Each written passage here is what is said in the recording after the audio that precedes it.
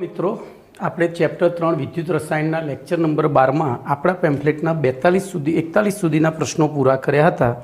હવે 42મો પ્રશ્ન લઈશું। તો 42મો પ્રશ્ન થોડો સમજવાનો છે, એને હું પહેલાં પ્રશ્ન લખીશ પછી આપણે સમજીએ છીએ। તો પ્રશ્ન નંબર 42 છે, H2SO4 ના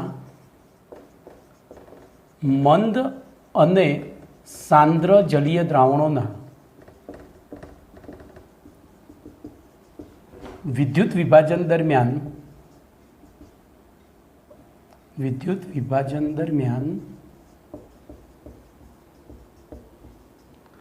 એનોડ ઉપર થતી પ્રક્રિયાઓ સમજાવો।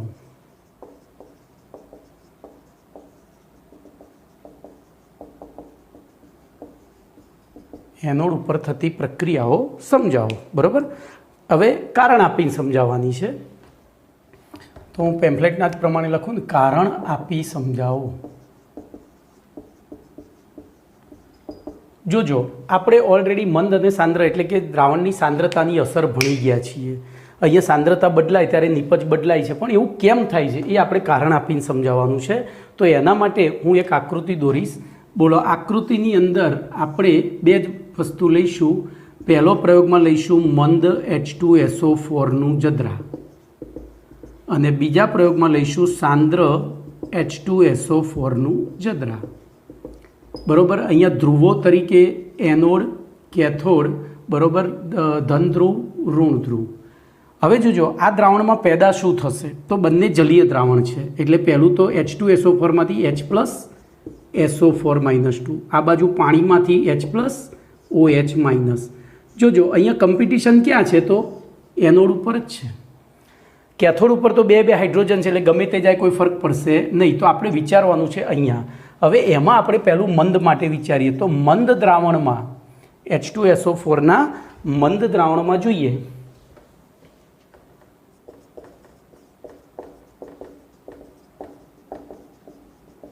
બોલો, તો SO4-2 આયનની સાંદ્રતા કેવી હશે?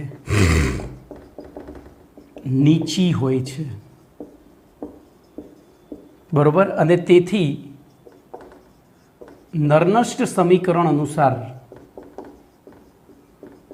જોજો, અહીંયા પ્રક્રિયા રીતે થાય, H2SO4 gives 2H++ SO4-2। જેટલી સાંદ્રતા આની હોય એટલી જ આની હોય, કારણ કે આ પ્રબળ વિદ્યુત વિભાજ્ય છે, બરોબર। એટલે સાંદ્રતા, હવે આપણે એના માટે જો નળ સમીકરણ લખીએ તો ઓક્સિડેશન, અહીંયા ઓક્સિડેશન પોટેન્શિયલનું લખવાનું, તો E0 ઓક્સિડેશન। કેમ ઓક્સિડેશન પોટેન્શિયલનું? તો એનોડ ઉપરની પ્રક્રિયા છે, એનોડ ઉપર ઓક્સિડેશન થાય, એનોડ ઉપર શું થાય? ઓક્સિડેશન થાય, એટલા માટે। તો -2.303 RT/NF ઇન્ટુ log QC થાય। પણ QC માટે આપણે શું કરવું પડશે? બોલો, તો અહીંયા જે SO4 છે ને એની પ્રક્રિયા થાય છે। આ તો આપણે ખાલી સાંદ્રતા સમજવા માટે લખેલી પ્રક્રિયા છે। હવે એ SO4નું તો મેં તમને કહ્યું હતું, જ્યારે ઋણાયનો ભાગ લેતા હોય એનોડ કેથોડ ઉપર, ત્યારે પ્રક્રિયા ઊંધી લખવી પડે। તો આમાં શું થશે? SO4 ક્યાં આવશે? નિપજ બાજુ, નિપજ બાજુ અને પેલું પ્રક્રિયક બાજુ। તો નિપજ બાજુ એટલે આપણે અહીંયા SO4-2 આ રીતે QC લખવો પડશે। એકચ્યુઅલી ઓક્સિડેશન પોટેન્શિયલમાં ઉપર આવે, ધન આયન હોય, તો આ નીચે આવ્યું। હવે જોજો, આની સાંદ્રતા કેવી છે? નીચી છે, એટલે કે ઓછી છે। ઓછી છે એટલે આ પદ શું થયું? વધ્યું, કારણ કે આ ભાગાકારમાં એ વધ્યું, તો આ ગુણાકાર વધ્યો, એ ગુણાકાર વધ્યો તો આમાંથી બાદ થતી સંખ્યા વધી, એટલે કે આ અચળ છે, અચળમાંથી બાદ થતી સંખ્યા વધી, તો E0 ઓક્સિડેશન શું થયો? ઘટ્યો, કમ્પ્લેટ। હવે આપણે તો એવી પરિસ્થિતિમાં શું થશે? જો સાંદ્રતા ઓછી હોય તો આનો ઓક્સિડેશન પોટેન્શિયલ ઘટ્યો, એટલે કોણ જશે? H2SO, પાણીનું ઓક્સિડેશન થશે। ત્યાં આપણને એનોડ ઉપર કઈ પ્રક્રિયા થશે? તો H2O gives half O2 plus, sorry મેં રિડક્શન પ્રક્રિયા લખી ના, બરોબર છે, ઓક્સિડેશન જ થઈ ને, H+ આવશે ને, 2H+ પ્લસ 2 ઇલેક્ટ્રોન માઇનસ, આવી પ્રક્રિયા થાય। આને પૂરું કરવું હોય તો અહીંયા 2 વડે ગુણવા પડે, એટલે આ જતું રહે, અહીંયા 4H+ થાય અને 4 ઇલેક્ટ્રોન માઇનસ થાય। ચલો, હવે મંદ દ્રાવણ માટે વિચારીએ। સાંદ્ર દ્રાવણ માટે, મંદ માટે વિચારી લીધું। સાંદ્ર દ્રાવણમાં શું થશે? બોલો, આ સાંદ્રતા વધારે થશે, અને વધારે થાય તો આ ભાગાકાર કેવો થાય? ઓછો। એ ઓછો થાય તો આ ગુણાકાર કેવો થાય? ઓછો. તો એ વખતે ઓક્સિડેશન પોટેન્શિયલ, તો સાંદ્રતા વધારે હોય ત્યારે ઈ ઓક્સિડેશન વધારે હોય, અને વધારે હોય તો પછી અહીંયા એનોડ ઉપર કોણ ભાગ લેશે? બોલો આ બેમાંથી, તો આ લેશે. જો ઓછી હોય ત્યારે આ ભાગ લે, વધુ હોય સાંદ્રતા, એટલે કે સાંદ્ર દ્રાવણ હોય ત્યારે આની પ્રક્રિયા થાય, મંદ દ્રાવણ હોય ત્યારે આની થાય. તો એ વખતે આપણે SO4-2 gives H2O8-2 plus H2O8-2 plus 2 electron minus અહીંયા બેલેન્સ કરવા માટે બગડો જોડી દઈશું. હવે જોજો આ પ્રક્રિયા આપણે ચેક કરીએ શું આ સાચી છે કે ખોટી છે. બોલો અહીંયા ઓનો ઓક્સિડેશન આ કેટલો? તો -2 × 4 એટલે +6. બોલો અહીંયા, તો અહીંયા હું અલગથી લખીશ, કારણ કે કેન્દ્રીય પરમાણુ 2 હોય અને એની ફરતે ઓક્સિજનની સંખ્યા 4થી વધુ હોય, બરાબર, એટલે 7થી વધુ હોય ત્યારે આપણે એમાંથી જોડ અલગ પાડી 11મું ધોરણ રેડોક્સ યાદ કરો તો આ અણુસૂત્ર આ રીતે લખાશે H2O6O2-2 આ રીતે લખાય. 7 કરતાં 1 વધારે છે એટલે એક જોડ જુદી પાડી. હવે જે જુદી પાડી એ પેરોક્સાઇડ ગણાય, એનો ઓક્સિડેશન આંક -1 લખાય, આનો -2 × 6 લખાય. તો બોલો આનો કેટલો થયો? તો આનો કેટલો થયો? +6 જ થયો. જુઓ 6 દુ 12, 12માંથી 2 ગયા એટલે 12 ને 2 14, 14માંથી 2 ગયા એટલે 12, 12 ભાગ્યા 2 એટલે. તો બોલો એકચ્યુઅલી હવે અહીંયા કોનું ઓક્સિડેશન થયું મને ખબર પડતી નથી. બોલો S તો +6 નો 6 રહ્યો, O -2 નો -2 રહ્યો, અને O -2માંથી -1 થયો. તો કોનું ઓક્સિડેશન થયું? ઓક્સિજનનું. ધ્યાન રાખજો, હું આની જગ્યાએ અહીંયા નીચે પ્રક્રિયા લખું, દેખાય એવું છે તો હું અહીંયા ફરીથી લખું છું. 2SO4-2 gives H2O6O2-2 plus 2 electron minus. તો બોલો અહીંયા -2થી આ -1 થયા એટલે કે ઓક્સિડેશન આંક વધ્યો. તો આ એક MCQ પૂછાય કે સાંદ્ર સલ્ફ્યુરિક એસિડના જલીય દ્રાવણનું વિદ્યુત વિભાજન કરવામાં આવે ત્યારે એનોડ ઉપર વાસ્તવમાં કોનું ઓક્સિડેશન થાય છે? પ્રક્રિયામાં ભાગ કોણ લે છે? SO4-2, પણ વાસ્તવમાં ઓક્સિડેશન કોનું થાય છે? ઓક્સિજનનું. પેલામાં કોનું થતું હતું? ઓક્સિજનનું જ, પણ આયનો બદલાઈ જાય છે. પેલામાં OH ભાગ લેતો હતો અને ઓક્સિજન મુક્ત થતો હતો. આમાં ઓક્સિજન મુક્ત નહીં થાય પણ એનું ઓક્સિડેશન થશે. હવે જો બીજો MCQ પૂછાય કે ભાઈ મંદ જલીય દ્રાવણ હોય ત્યારે એનોડ ઉપર ઓક્સિજનના ઓક્સિડેશન આંકમાં થતો ફેરફાર. તો બોલો -2થી કેટલો થાય? 0. જ્યારે સાંદ્ર હોય, બરાબર, સાંદ્ર હોય ત્યારે ઓક્સિડેશન આંકમાં થતો ફેરફાર -2થી -1. આવો MCQ પૂછી શકાય. બોલો કમ્પ્લીટ. તો આ થિયરીમાં આટલું ભણવાનું છે. એના પછી 2 દાખલા છે, એ દાખલા આપણે જોઈ લઈએ.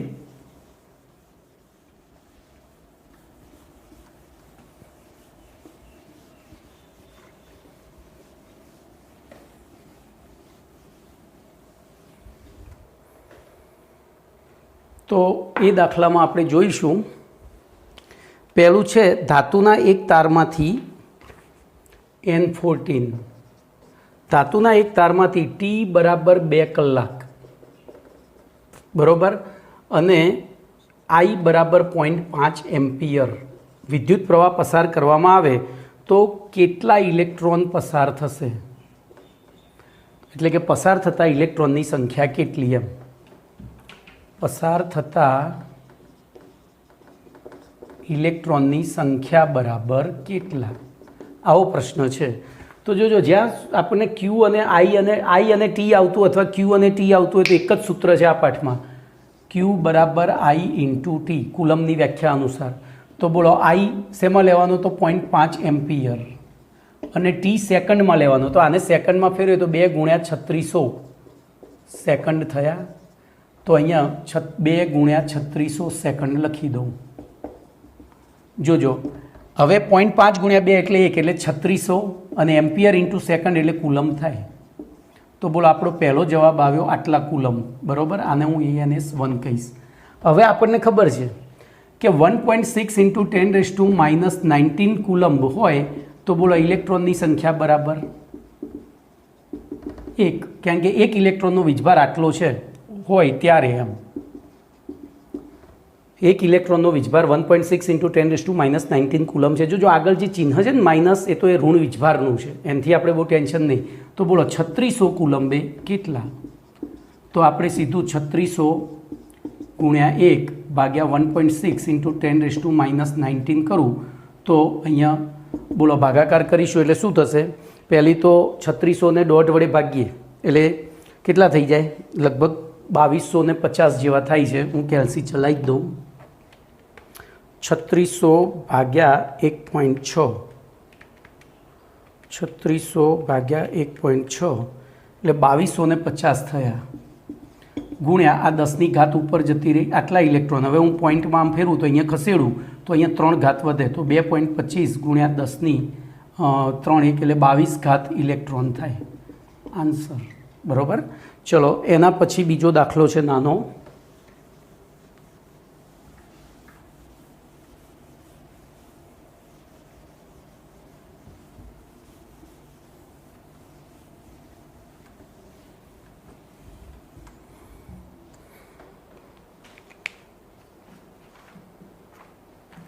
એ દાખલો જોઈએ તો એકદમ સહેલો દાખલો છે.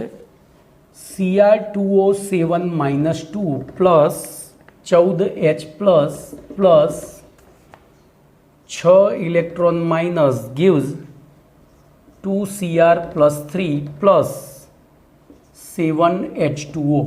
આ પ્રક્રિયામાં 1 મોલ Cr2O7-2 નું સંપૂર્ણ રિડક્શન કરવા માટે કેટલા કુલંબ વિદ્યુત જથ્થાની જરૂર પડશે? આવો દાખલો છે. કેટલા કુલંબ વિદ્યુત જથ્થાની જરૂર પડશે? બોલો. તો જ્યારે પણ હવે જોજો, હું તમને કેમેસ્ટ્રીની અંદર કોઈ પણ દાખલામાં પ્રક્રિયા આવે ને એટલે સૌથી પહેલાં ચેક કરી લેવાની સંતુલિત છે કે નહીં. જો સંતુલિત નહીં હોય ને તો તમારો જવાબ નહીં આવે. તો ચેક કરીએ. ક્રોમિયમ 2, ઓક્સિજન 7 તો ઓક્સિજન 7, હાઇડ્રોજન 7 દુ 14 તો 7 દુ 14. હવે વીજભાર ગણવો પડે અહીંયા. તો -2 અને -6 એટલે -8. -8માંથી 14 એટલે પ્લસ, તો +6 રહ્યા. તો આ બાજુ +6, તો બેલેન્સ છે. તો હવે સીધું જ ગણતરી મૂકીએ. બોલો અહીંયા આ 1 મોલ છે, અહીંયા 1 મોલ છે. કેટલા ઇલેક્ટ્રોન વપરાયા છે? 6 ઇલેક્ટ્રોન. એક અણુમાં 6 ઇલેક્ટ્રોન તો 1 મોલમાં 6 મોલ. તેથી અહીંયા પદ મુકાય. 1 મોલ Cr2O7-2 નું સંપૂર્ણ રિડક્શન કરવા જરૂરી ઇલેક્ટ્રોન બરાબર 6 મોલ.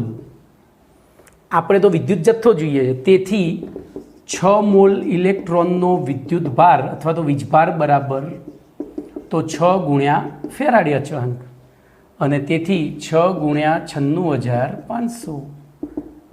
બરાબર. તો આપણે સીધો જ ગુણાકાર કરી દઈશું. 96500 ગુણ્યા 6 એટલે જવાબ તમારો 5,79,000 આવે. તો આટલા કુલમની જરૂર પડશે. બોલો ક્લિયર? ચલો એના પછી એક પ્રશ્ન આવે છે જે મોસ્ટ આઈએમપી પ્રશ્ન છે. મોસ્ટ આઈએમપી એટલા માટે કે અત્યાર સુધી આ પાઠમાં તમે જે ભણ્યા એ બધું જ રિવિઝન થઈ જશે, અને આ પ્રશ્ન 3થી માંડીને 5 માર્ક સુધીમાં પૂછાય છે. તો હવે જો હું પહેલાં પ્રશ્ન લખું અને પછી એની ચર્ચા કરીએ. તો પ્રશ્ન છે પ્રશ્ન નંબર 43. વિદ્યુત રાસાયણિક કોષ અને વિદ્યુત વિભાજન કોષ વચ્ચેનો તફાવત. તો વીરા કોષ અને વિવી કોષ વચ્ચેનો તફાવત સમજાવો અથવા જણાવો. આપણે અહીંયા જણાવો જ આવશે, સમજાવવામાં ઘણું બધું સમજાવવું પડે. બરાબર. તો જણાવો જ આવશે. હવે જોજો, તફાવત એટલે એની લાક્ષણિકતાઓની તુલના થઈ. કોઈપણ વસ્તુનો તફાવત એ એની લાક્ષણિકતાઓની તુલના થાય. એટલે આપણે અહીંયા શું કરવું પડે? એની લાક્ષણિકતાઓ યાદ કરીને લખવી પડે. હવે જોજો, લાક્ષણિકતા એક એવી વસ્તુ છે, લાક્ષણિકતા ગુણધર્મો ઉપયોગો એવી વસ્તુ છે કે હજારો હોઈ શકે, પણ આપણે એમાંથી પૂછાય તો કઈ લખવી પડે? ફક્ત અને ફક્ત ચોપડીની. જો એના બહારની લખીએ તો ઈચ્છે પેલો કદાચ તો એ ખોટું પાડી શકે. એ ઈચ્છે પેપર ચેકર તો ખોટું પાડી શકે. જો એ ન જાણતો હોય તો ખોટું આપી દે. તો આપણે માર્ક્સ ખોવા નથી. એટલે આપણે શું કરીશું? ચોપડીનું જ બેઠું લખીશું. તો એના માટે હવે જો ગોખવું પડે. ગોખવું એ આપણી ફિતરતમાં નથી, તો આપણે એને ટેકનિકથી યાદ રાખીશું. તો અહીંયા હું પહેલાં 3 ખાના પાડી દઈશ, બરાબર. અહીંયા વીરાકોષ અને અહીંયા વિવી કોષ. હવે હું ટ્રીક લખું તો સિદ્ધાંત આપમેળે 2 પાત્રોમાં ધ્રુવો ડૂબાડી. સિદ્ધાંત આપમેળે 2 પાત્રોમાં ધ્રુવો ડૂબાડી. ક્ષાર સેતુનું ઉદાહરણ આપે છે, તો ક્ષાર સેતુ સમજાવે છે. જોજો આ વધારાનું છે આ 2 વસ્તુ. તો આના ઉપરથી હવે જોજો આપણે કોઈ પણ ટ્રીકને લાંબો ટાઈમ યાદ રાખવી ને એને વાર્તામાં કન્વર્ટ કરવી પડે, તો આપણે લાંબો સમય યાદ રાખી શકીએ. તો અહીંયા એક કાલ્પનિક, આમ તમને લાગશે સત્ય ઘટના જેવું, પણ કલ્પના છે. મારા ટ્યુશનમાં એક સિદ્ધાંત નામનો છોકરો હતો. એને મેં પૂછ્યું કે ભાઈ ક્ષાર સેતુ એટલે શું? તો એને શું કર્યું ખબર છે? 2 પાત્રો લીધા, પછી એમાં કાચની પોલી યુ આકારની નળી આમ ડૂબાડીને મને કે સાહેબ આને ક્ષાર સેતુ કહેવાય. બસ બુદ્ધિ દોડાવી એને. 2 પાત્રો લઈ એમાં, તો આપણે એને ટ્રીક બનાવીએ. તો સિદ્ધાંત આપમેળે 2 પાત્રોમાં ધ્રુવો ડૂબાડી ક્ષાર સેતુ સમજાવે છે. તો સૌથી પહેલા મુદ્દામાં સિદ્ધાંત લખવાનો. બોલો વિદ્યુત રાસાયણિક કોષનો સિદ્ધાંત શું હતો?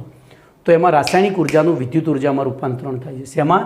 તો રાસાયણિક ઉર્જાનું વિદ્યુત ઉર્જામાં રૂપાંતરણ. તો સામે વિદ્યુત વિભાજન કોષમાં શું થાય? તો વિદ્યુત ઉર્જાનું રાસાયણિક ઉર્જામાં રૂપાંતરણ. અહીંયા રાસાયણિક ઉર્જાનું વિદ્યુત ઉર્જામાં, ત્યાં વિદ્યુત ઉર્જાનું રાસાયણિક ઉર્જામાં. ચલો અહીંયા પ્રક્રિયા આપમેળે થાય છે. જો બધું સેટલમેન્ટ કરી આપણે ભણી ગયા હતા ડેનિયલ કોષ શરૂઆતમાં, બધું જો ગોઠવીને પછી તારને જોડ્યો તો પેલું પોટેન્શિયોમીટર ધૂણવા માંડ્યું હતું. એટલે કે આપમેળે પ્રક્રિયા થાય છે. જ્યારે આમાં બધું સેટલ કર્યા પછી જો બહારથી બેટરી ના જોડીએ તો પ્રક્રિયા ના થાય. એટલે કે રેડોક્સ પ્રક્રિયા આપમેળે થતી નથી. રેડોક્સ, અહીંયા આગળ રેડોક્સ લખવાનું. તો રેડોક્સ પ્રક્રિયા આપમેળે થતી નથી. બોલો ક્લિયર? ચલો એના પછી જો વિદ્યુત રાસાયણિક કોષમાં આપણે 2 અલગ અલગ પાત્રમાં ધ્રુવો ડૂબાડ્યા હતા. તો એમાં 2 અલગ અલગ પાત્રમાં એક ધ્રુવ વિદ્યુત ધ્રુવ ડૂબાડવામાં આવે છે. આમાં એક જ પાત્રમાં બંને વિદ્યુત ધ્રુવ ડૂબાડવામાં આવે છે. જોજો અહીંયા બીજું લખવું એટલે લખી શકાય 2 અલગ અલગ પાત્રમાં 2 જુદા જુદા વિદ્યુત વિભાજ્યના દ્રાવણોમાં 2 જુદા જુદા વિદ્યુત ધ્રુવો ડૂબાડવામાં આવે છે. આમાં એક જ પાત્રમાં એક જ વિદ્યુત વિભાજ્યના દ્રાવણમાં 2 સરખા અથવા જુદા જુદા. ભણી ગયા, પણ આપણે ચોપડી પ્રમાણે લખીશું. ચલો ધ્રુવો. તો અહીંયા ધ્રુવોની ઓળખ આપવાની છે. તો જો વિદ્યુત રાસાયણિક કોષમાં જેની ઉપર ઓક્સિડેશન થાય છે એને એનોડ અથવા તો ઋણ ધ્રુવ કહે છે. શું કહે છે? જેની ઉપર ઓક્સિડેશન થાય છે એને એનોડ અને એને ઋણ ધ્રુવ. અથવા જેની ઉપર રિડક્શન પ્રક્રિયા થાય છે એને કેથોડ અને ધન ધ્રુવ. એરું કાંધે, ખાલી અહીંયા જ એરું કાંધે લાગુ ના પડે, બાકી આખા કેમિસ્ટ્રીમાં એરું કાંધે લાગુ પડે છે. બોલો કમ્પ્લીટ? ચલો એના પછી તો અહીંયા શું લખીશું? તો જોજો જેને બેટરીના ધન ધ્રુવ સાથે જોડ્યો છે, આખું ઊંધું થઈ જાય. બેટરીના ધન ધ્રુવ સાથે જોડ્યો છે, તો બેટરીનો ધન ધ્રુવ સાથે જોડ્યો એને એનોડ, અને એનોડ ઉપર ઓક્સિડેશન થાય છે. એવું એમ આવું એમ અહીંયા ઓક્સિડેશન થતું હતું એટલે એનોડ, અને એનોડને ઋણ ધ્રુવ કીધો હતો. પણ અહીંયા ઊંધું, બેટરીના ધન ધ્રુવ સાથે જોડ્યો એની ઉપર ઓક્સિડેશન થાય, અથવા તો એને એનોડ અને એની ઉપર. તો એવી રીતે બેટરીના ઋણ ધ્રુવ સાથે જોડીએ એને કેથોડ અને એની ઉપર રિડક્શન થાય છે. કમ્પ્લીટ? ચલો ક્ષાર સેતુ. તો વિદ્યુત રાસાયણિક કોષમાં ક્ષાર સેતુની જરૂર પડે છે. વિદ્યુત રાસાયણિક કોષમાં ક્ષાર સેતુની જરૂર પડે છે. અહીંયા જરૂર પડતી નથી. તો આ 5 મુદ્દા, આ પ્રશ્ન 5 માર્ક્સથી માંડી 3 માર્ક સુધી પૂછાઈ શકે. બોલો ઓકે? ચલો તો અહીંયા તમારો પ્રશ્ન નંબર 43 પૂરો થયો. હવે કેટલાક MCQ ચલાવી દઈએ.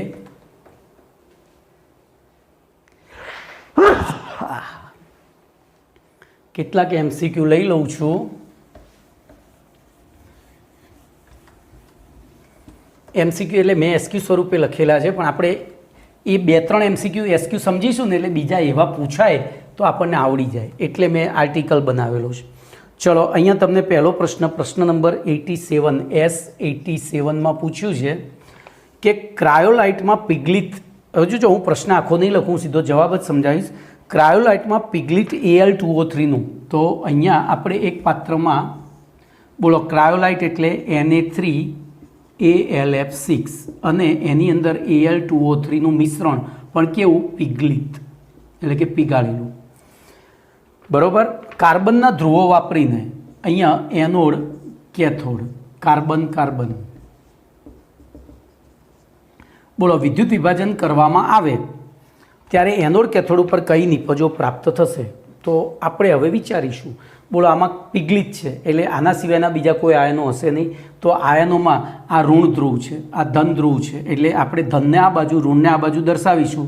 તો પહેલો Na+, પછી Al+3, પછી Al+3 આવી ગયો, લખવાની જરૂર નથી.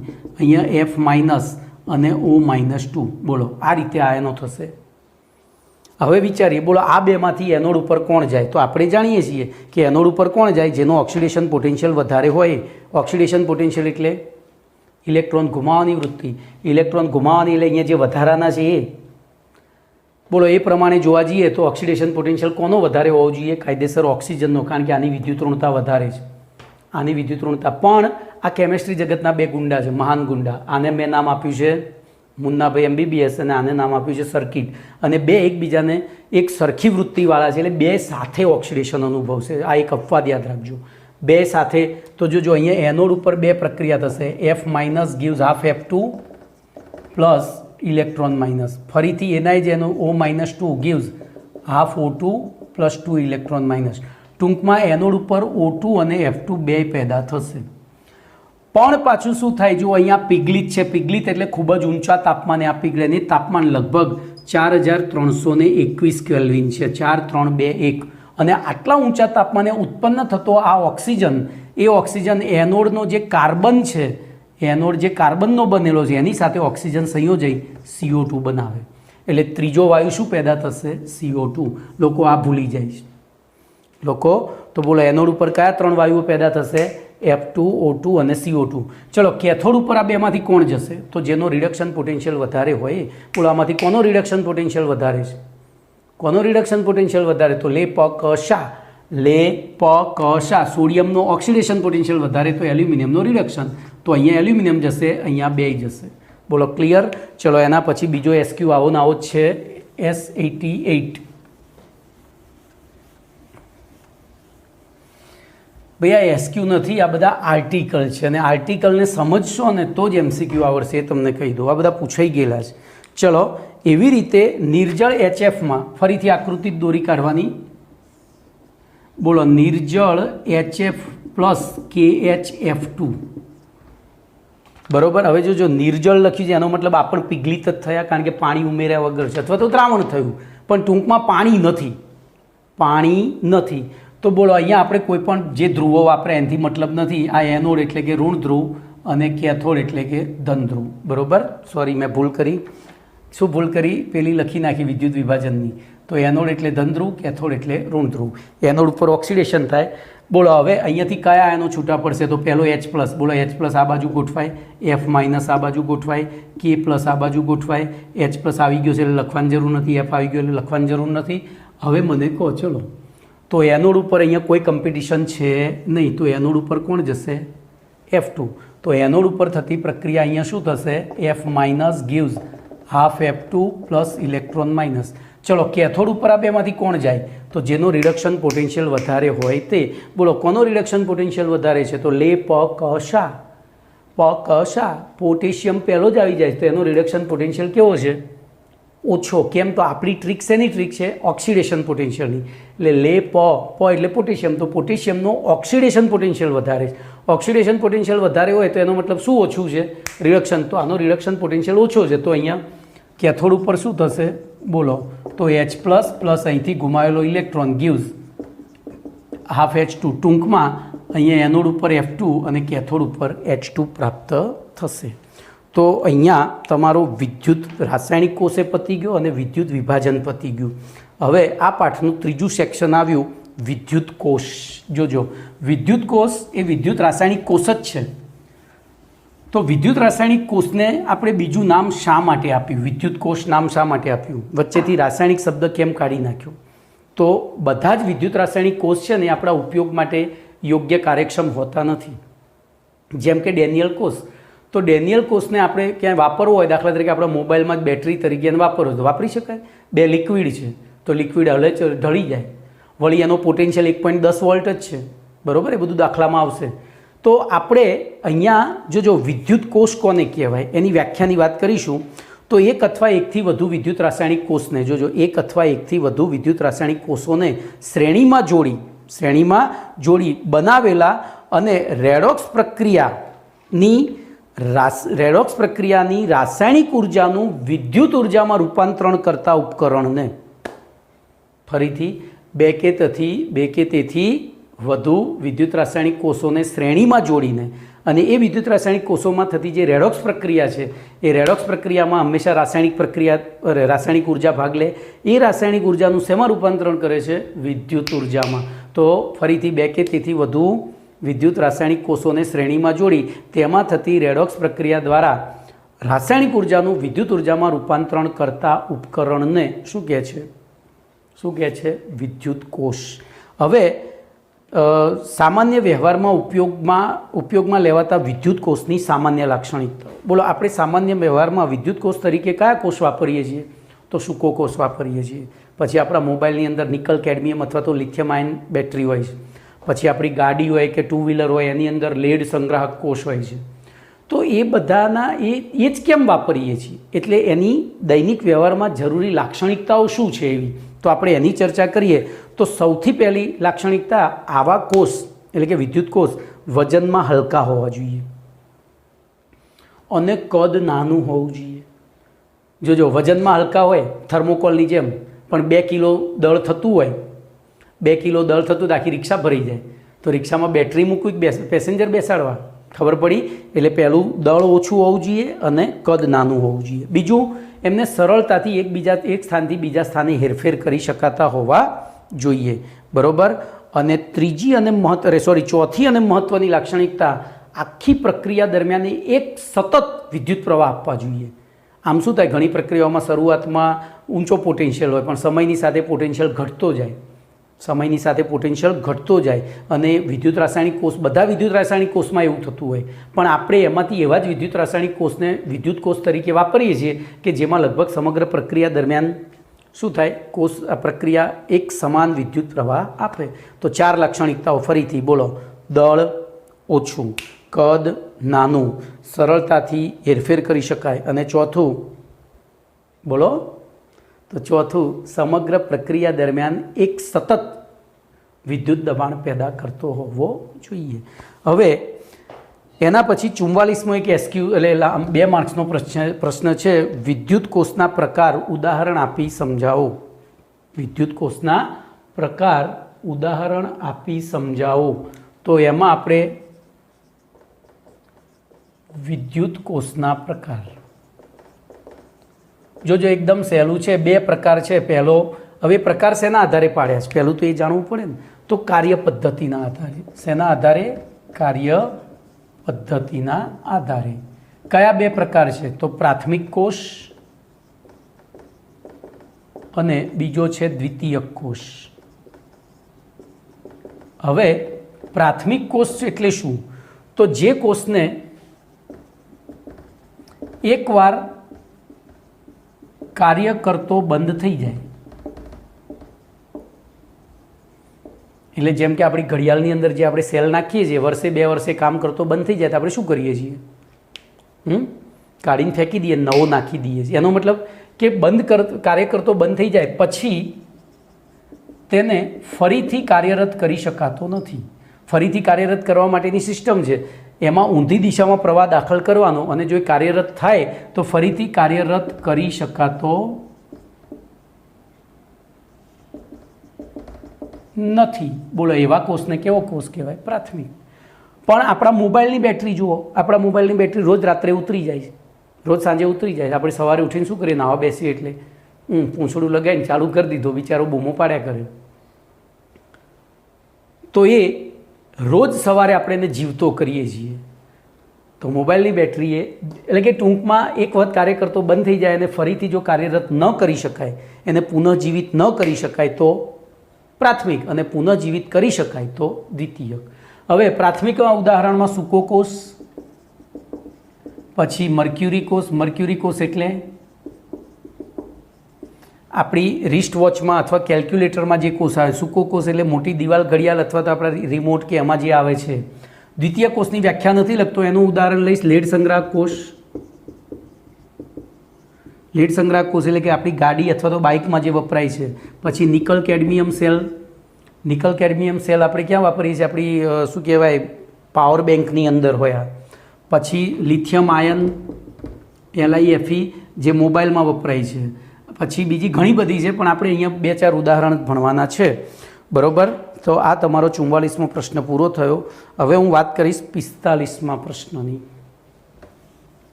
હવે હું વાત કરીશ 45મા પ્રશ્નની. તો 45મો પ્રશ્ન છે મોસ્ટ IMP.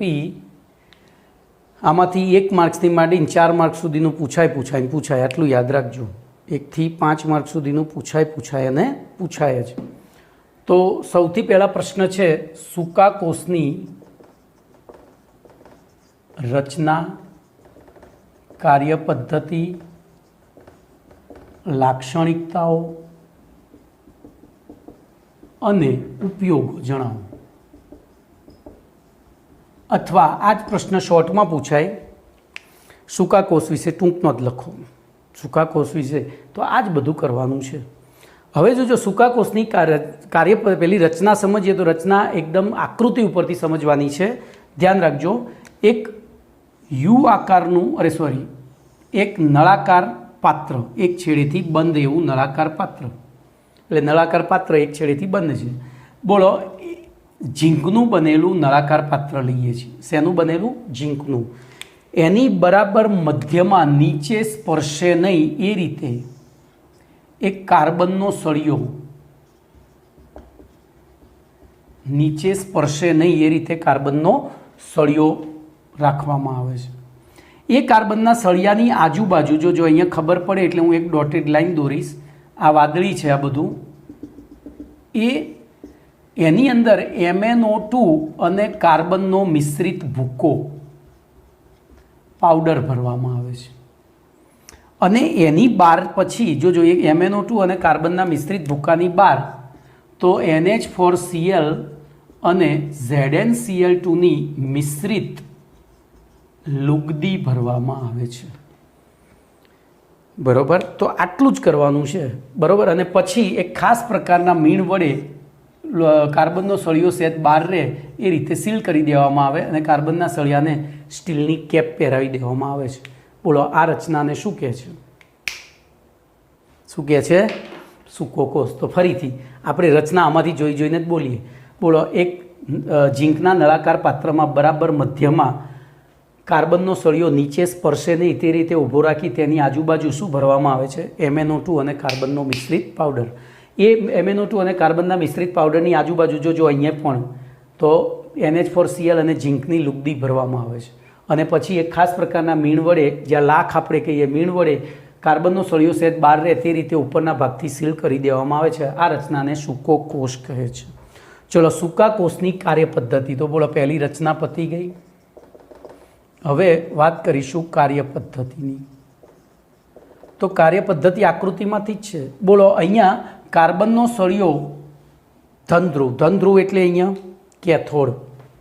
ધનધ્રુવ એટલે કેથોડ. કેમ? તો આ વિદ્યુત રાસાયણિક કોષ થઈ ગયો. અને ઝીંકનું પાત્ર એનોડ તરીકે, એનોડ એટલે કે ઋણ ધ્રુવ તરીકે વર્તે. તો આપણે આ બંનેને વાહક તાર મારફતે વચ્ચે ગમે તે કંઈક પોટેન્શિયોમીટર કે વોલ્ટમીટર કે પછી નાની LED લગાવીએ તો LED હોય તો LED ચમકવા લાગે. પોટેન્શિયોમીટર કે વોલ્ટમીટર ના ચાલે, ગેલોનોમીટર ધૂણવા લાગે. તો એવું કેમ થાય છે? તો અહીંયા જો વિદ્યુત રાસાયણિક કોષ અને વિદ્યુત વિભાજન કોષનો એક મુખ્ય તફાવત. વિદ્યુત રાસાયણિક કોષમાં પ્રક્રિયાની શરૂઆત એનોડ ઉપરથી થાય, જ્યારે વિદ્યુત વિભાજન કોષમાં પ્રક્રિયાની શરૂઆત કેથોડ ઉપરથી થાય. આટલું યાદ રાખજો. ચોપડીમાં નથી આપ્યો પણ આ ખાસ યાદ રાખવાનું છે. વિદ્યુત રાસાયણિક કોષમાં આ વિદ્યુત રાસાયણિક કોષ છે તો પ્રક્રિયાની શરૂઆત ક્યાંથી થશે? એનોડ ઉપરથી. આગળ હમણાં ભણી ગયા પહેલાં એને KHF અને HFમાં, તો એમાં પ્રક્રિયા, કારણ કે બહારથી બેટરીમાંથી ઇલેક્ટ્રોન આવે તો પ્રક્રિયા થાય, અને ઇલેક્ટ્રોન ક્યાંથી આવે છે? કેથોડ ઉપર આવે છે, એટલે ત્યાં કેથોડ ઉપરથી પ્રક્રિયા શરૂ થાય. તો અહીંયા એનોડ ઉપર ઝીંક પોતે સક્રિય ધાતુ છે, એટલે પોતે જ સક્રિય ધ્રુવ તરીકે વર્તે, અને એનોડ ઉપર જો પ્રક્રિયા થાય, Zn gives Zn+2 electron minus, એટલે કે અહીંયા 2 ઇલેક્ટ્રોન વાહક તારમાં જાય અને અંદર લુગદીમાં શું થાય? Zn+2 આયનો જાય. શું થાય? જોજો અહીંયા Zn હતું, આ Zn છે, આ બધું શું છે? Zn. એની આરીએ પ્રક્રિયા થઈ, Zn+2 ઇલેક્ટ્રોન માઇનસ, તો એમાંથી 2 ઇલેક્ટ્રોન આમ ગયા અને Zn+2 જે બન્યો એ અંદર આ લુગદીમાં ગયું. હવે લુગદીમાં ગયા પછી જોજો અહીંયા કોષમાં, હું થોડી નીચે લખીશ, કોષમાં સમાંતરે થતી પ્રક્રિયા, કોષમાં થતી પ્રક્રિયા, અહીંયા 2 પ્રક્રિયાઓ થાય છે, આપણે 1 by 1 બંને. તો આ Zn+2 છે એ કોની પાસે ગયો? તો કે NH4Cl પાસે. કોની પાસે ગયો? NH4Cl પાસે. એની પાસેથી એને Cl લઈ લીધા, એટલે આના 2 અણુ વપરાશે. તો જોજો શું બન્યું? ZnCl2 + 2NH4 શું બન્યું? તો અહીંયા આ વિસ્તારમાં 2NH4 આયનો પેદા થયા. શેના કારણે? Zn+2. એ Zn+2 શું બની ગયો? ZnCl2. શું બની ગયો? ZnCl2. બરાબર. અને 2NH4. હવે જોજો અહીંથી 2 ઇલેક્ટ્રોન અહીંયા પહોંચ્યા, આ NH4 પણ અહીંયા પહોંચ્યા, અને ઓલરેડી પહેલેથી અહીંયા શું હતું? MnO2. તો બોલો કેથોડ ઉપર શું પ્રક્રિયા થશે? તો કેથોડ ઉપર બોલો પહેલું તો MnO2 પ્લસ અહીંથી આવ્યા 2 NH4 અહીંયા 2 MnO4 જ લઈ લો, અને ઉપરથી આવ્યા 2 ઇલેક્ટ્રોન. ભાઈ અહીંયા 1 લખીને પછી 2 વડે ગુણવાનું થશે ચોપડી પ્રમાણે, પણ હું તમને સીધું જ કહી દઈશ. બોલો હવે શું થશે? તો અહીંયા તો અહીંથી જોજો આ 2 ઇલેક્ટ્રોન અને અહીંથી 2H+, બધું અહીંયા જતું રહેશે. આ 2 ઇલેક્ટ્રોન 2H+, એટલે ટૂંકમાં H જ ગયો. તો અહીંયા 2MnO અને OH, એક ઓની સાથે H જોડી જશે. 2 O હતા, એક એમના એમ રહ્યો કે એકની સાથે OH. બોલો અહીંયા શું પડ્યું રહ્યું? તો 2NH3.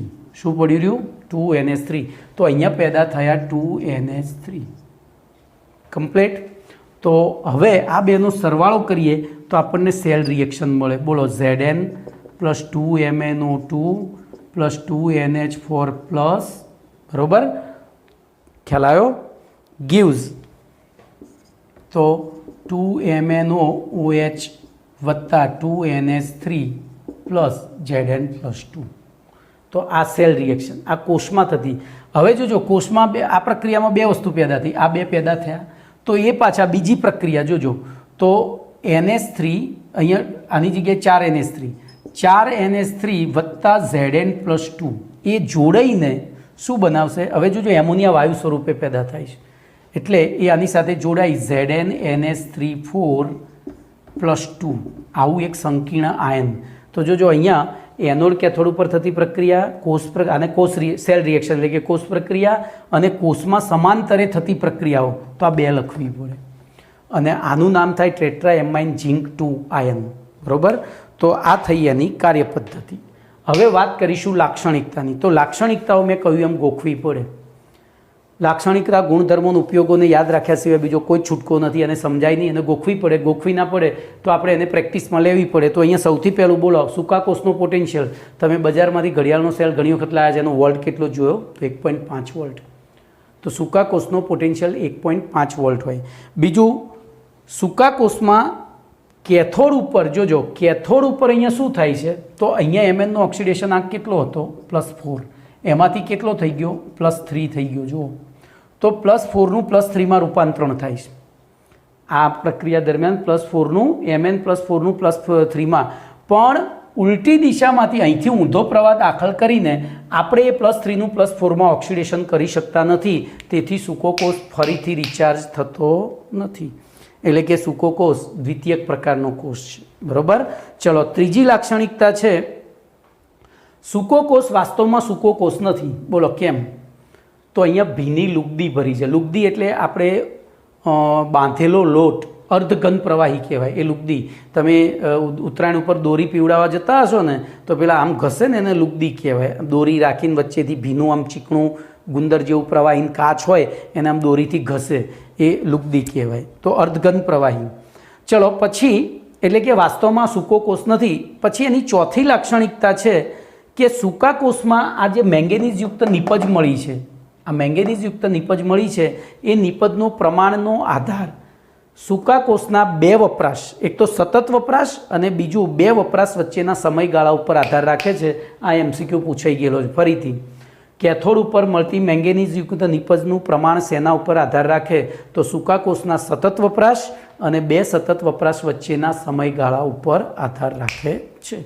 અને સૂકા કોષમાં આ છેલ્લું મેં કહ્યું એમ ઉત્પન્ન થતો એમોનિયા Zn+2 સાથે સંયોજિત થઈ ZnNH3 4+2 સંકીર્ણ બનાવે છે. ચલો આનો ઉપયોગ ક્યાં થાય? તો રમકડા, ટ્રાન્ઝિસ્ટર, રેડિયો, બરાબર, રિમોટ વગેરેમાં વિદ્યુત સ્ત્રોત તરીકે ઉપયોગી છે. ચલો સૂકા કોષની રચનામાં હવે ધ્યાન રાખજો, મોસ્ટ આઈએમપી પ્રશ્ન. આ જે ZnCl2 આપણે વાપર્યું બનાવટમાં એ અહીંયા ક્યાંય વપરાયું ખરું? ઉત્પન્ન થયું, બોલો અહીંયા ઉત્પન્ન થયું, વપરાયું ક્યાંય નથી. તો આની એની અહીંયા જરૂર શા માટે પડી? એની જરૂર શા માટે પડી? એને ત્યાં વાપરવું શા માટે પડ્યું? તો એના માટે 11મું ધોરણ 7મો પાઠ સંતુલન આવડવું જોઈએ. બોલો અહીંયા એ નિપજ છે, ZnCl2 નિપજ છે અને નિપજ પહેલેથી જ ઉમેરેલી હોય તો પુરોગામી પ્રક્રિયાનો વેગ લસટેલિયનનો નિયમ. બોલો પુરોગામી પ્રક્રિયાનો વેગ ધીમો પડે એટલે આ કોષ ધીમે ધીમે લાંબો સમય સુધી કાર્ય કરે. જો આ ZnCl2 ના ઉમેર્યો હોય અને ઘડિયાળમાં તમે આ સેલ નાખો તો એક જ આમ જ્યાં સુધી સેલ પૂરો ના થાય ને ત્યાં સુધી સેકન્ડ કાંટો, મિનિટ કાંટો, કલાક કાંટો બધું એક સાથે ધમધમાઈને દોડવા માંડે અને વિધિનો અડધો 10 કે 15 મિનિટમાં પછી લુડકી જાય. તો એ ZnCl2 કોષ પ્રક્રિયા નિયંત્રિત કરવા માટે અંદર ઉમેરવામાં આવ્યો છે. બોલો કમ્પ્લીટ. ચલો તો અહીંયા તમારો પ્રશ્ન નંબર 45 પૂરો. હવે પ્રશ્ન નંબર 46 લઈ લઉં છું. કદાચ 50 મિનિટનું લેક્ચર થઈ જશે પણ વાંધો નહીં, આપણે 48 થી 50 મિનિટનું બનાવીએ છીએ. તો 46 નંબરનો પ્રશ્ન તમારો છે મર્ક્યુરી કોષની રચના કાર્ય પદ્ધતિ, એટલે કે ટૂંકમાં ટૂંક નોંધ લખો. તો ધ્યાન રાખજો, પ્રશ્ન નંબર 46 મર્ક્યુરી કોષ. હું આટલું જ ટાઇટલ આપીશ. જોજો મર્ક્યુરી કોષ એટલે જેને આપણે બટન સેલ કહીએ છીએ. આપણી લેપટોપે શું કહેવાય કેલ્ક્યુલેટરમાં વપરાય, આપણી રિસ્ટ વોચમાં વપરાય છે, પછી અમુક રિમોટમાં વપરાતો હોય છે બટન સેલ. આ બટન જેવો હોય ને એવો બટન સેલ. તો એ બટન સેલની રચના કાર્ય પદ્ધતિને બધું ભણવાનું છે. તો સૌથી પહેલાં એની રચના સમજાવું તો એક સ્ટીલનું પાત્ર જોજો. શેનું પાત્ર? સ્ટીલનું પાત્ર.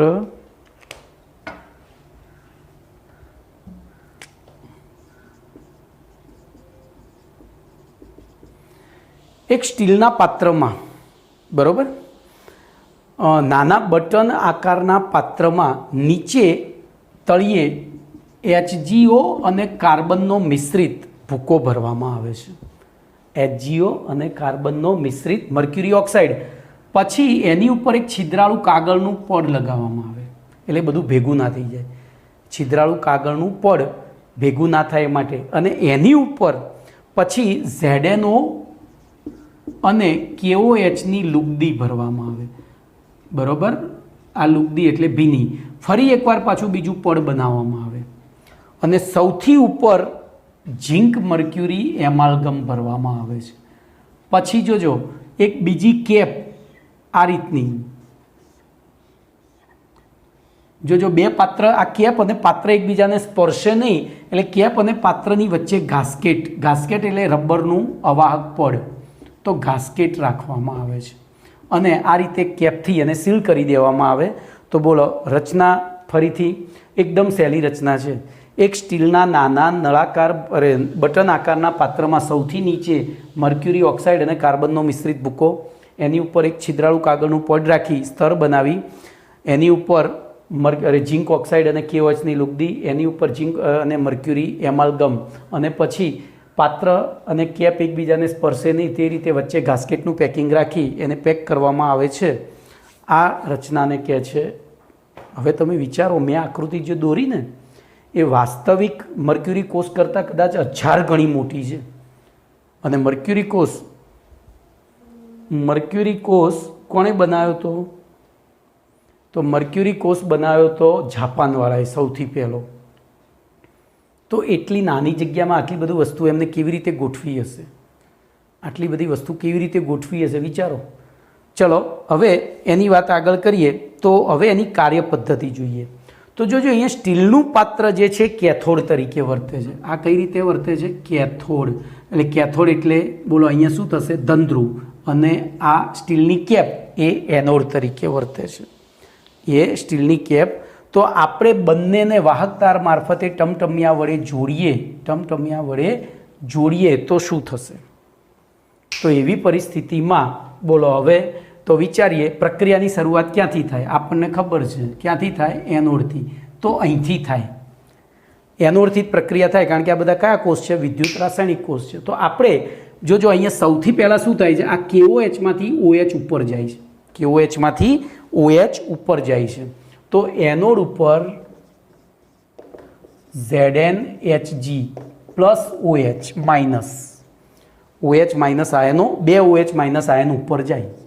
આપણે એને 2 વડે ગુણીએ એટલે આપણે એ તો પછી સમજીએ છીએ. બોલો એ જઈને શું કરશે? તો આ બેમાંથી કોની સાથે જોડાશે?